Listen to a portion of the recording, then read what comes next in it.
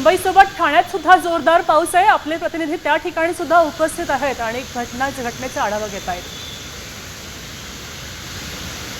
सकाळपासून ठाणेकरांना पावसाने अक्षरशः झोडपून काढलेला आहे। आज दिवसभर पावसाची रिपरिप ठाणे शहरामध्ये असणार आहे असा अंदाज हवामान खात्याच्या वतीने अंदाज वर्तवण्यात आलेला आहे।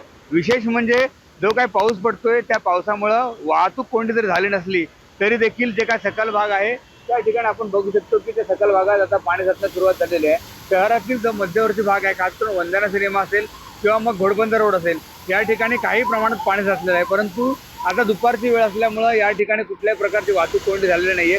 आज सकाळ देखील पावसाची रिपरिप सुरू होती तरी देखील कुठलाही वाहतूक कोंडी झाली नव्हती, परंतु दुपारच्या नंतर पावसाचा जोर वाढण्याची शक्यता आहे।